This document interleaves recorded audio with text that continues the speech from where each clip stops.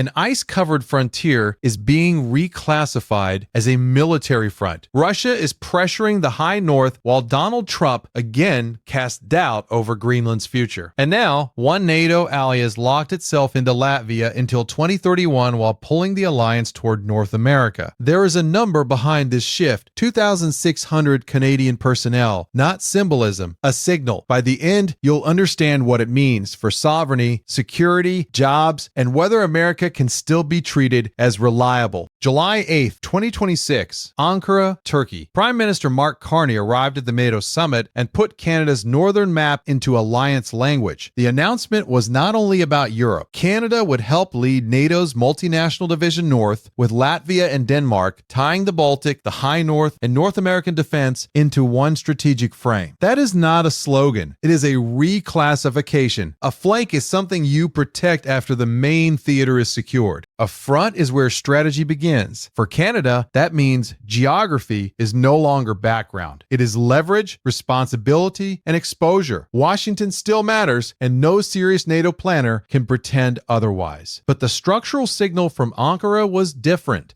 Political mood swing, or for Donald Trump's position on Greenland to settle. It was building defense architecture with European partners. That was the signal sent from Ankara, and it was easy to miss. Latvia is where Canada's alliance identity became measurable. On paper, it is a Baltic mission. In practice, it is a credibility test on NATO's exposed edge beside Russia's sphere of pressure. Canada has been a leading NATO presence there, not as a symbolic flag, but as proof that middle powers can hold ground when Europe's security order is under stress. The old argument is fair. Canada has usually worked best through alliances, and the United States has been the dominant military anchor inside those alliances. That structure helped Canada multiply its influence, but under Trump, the structure also revealed its weakness. When Washington becomes unpredictable, alliance dependence stops looking like stability. It starts looking like exposure. That is why extending Latvia to 2031 matters, and raising persistently deployed personnel from 2002 per 2,600 to 2,600 matters too. Let that land. Carney is not just supporting NATO. He is showing Canada can coordinate directly with Latvia and Denmark, while Washington no longer defines the entire map. Start with the smallest change, because it is the one that exposes the strategy. Canada is not only staying in Latvia, it is extending the mission until 2031. That date matters because it moves the deployment out of the category of emergency response and into the category of strategic architecture. A temporary presence can be reversed. A 2031 commitment tells allies, commanders, and Moscow that Canada is planning around permanence. Now, the number promised earlier, 2,600. Canada will raise its persistently deployed personnel from 2,200 to 2,600. That is a 400-person increase. Let that land for a second. 400 more personnel is not the language of a symbolic announcement. It is the language of logistics, rotations, housing, equipment, command structure, and years of planning. The opposing view is that this is still NATO burden sharing, and that is true. Canada is working through the alliance, not outside it. Dash-led security map. Carney is tying the Baltic and the Arctic into one northern defense logic. That is why the multinational division north matters. Canada will help lead it with Latvia and Denmark, linking the Baltic edge of NATO to the high north, where Arctic security is now being described as a front, not a flank. As president who treats Greenland like a bargaining chip. Maya is 34, a composite logistics coordinator in Yellowknife. Before this shift, her future looked practical. Fuel delivery scheduled around weather windows, aircraft parts moving on time, satellite links holding long enough to keep northern supply chains predictable. Now, the impossible choice is built into the system around her. More defense attention can mean better runways, stronger communications, radar coverage, ports, emergency response, and contracts that keep mechanics, pilots, telecom crews, and construction teams working. But it can also mean higher costs, tighter capacity, and communities watching letting their home become a strategic map point. The opposing view is fair. Arctic security is not optional when Russia is expanding attention in the high north. But the reframe is this: sovereignty is lived before it is announced. It is lived by indigenous governments, freight operators, families waiting on medical travel, and workers who never appear at NATO summits. So Latvia is not distant from Yellowknife. It is the same question moving through two cold fronts: who protects the routes and who gets a say when protection arrives. 2,200 becomes 2,600. A mission that could have ended sooner now runs to 2031, and the same Prime Minister announcing that extension is also saying Canada will help lead NATO's multinational division north with Latvia and Denmark. That is the loop. Russian pressure pushes NATO to harden Europe. Trump's renewed rhetoric around Greenland shakes confidence in American stewardship of the North American Arctic. Canada answers by deepening commitments on both sides of the Atlantic. Then those commitments make NATO's northern role more central than it was before. Every attempted solution reinforces the next problem. The strongest pro-Trump argument deserves to be heard clearly. A supporter could say, this is exactly what pressure was supposed to achieve. If allies spend more, deploy more, and defend more of their own territory, then Washington has forced burden sharing into reality. That argument is not empty. Canada is increasing its persistent deployment in Latvia by 400 personnel. It is extending the mission by years. It is accepting that Arctic security can no longer sit behind European security as a secondary file. But the data points to a sharper distinction. This is not just Canada carrying more weight under American leadership. It is Canada locking in durable commitments through NATO partners because American leadership now feels politically unstable. Let that land. When the neighbor with unmatched military power becomes unpredictable, smaller allies do not become anti-American by diversifying. They become realistic. So the story is not simply that Trump pressured Canada into doing more. The story is that Canada is building routes around uncertainty. Latvia to 2031 is not a gesture. It is a hedge. And once a country starts hedging its security architecture, the next question is impossible to avoid. What else gets redesigned around Washington's instability? From Riga to Yellowknife, from Nuuk to Copenhagen, from Ottawa to every Arctic-facing community, watching this map change, the pattern is the same. As president's mood, that does not mean the alliance is over. NATO still matters. American power still matters. But the structure around it is being redesigned because trust is no longer treated as automatic. And in Yellowknife, Maya's question is still unanswered. Does this new attention bring real infrastructure, real respect, and real northern capacity? Or does the Arctic become another distant promise made in summit language? That is the verdict. Canada is not drifting away. It is refusing to be stranded. Your questions, your votes, and your attention shape whether leaders treat Arctic sovereignty as a headline or a national obligation. Should Canada build defense independence from the United States or keep betting on the alliance? Tell me in the comments. If you want clear breakdowns of the power shifts hidden behind diplomatic headlines, subscribe. This is exactly the story we track. If this helped clarify why Canada's Arctic turn matters, hit like so more people see what is changing. Next, we look at how Greenland became the pressure point in Trump's NATO problem. Thanks for watching, and I'll see you next time.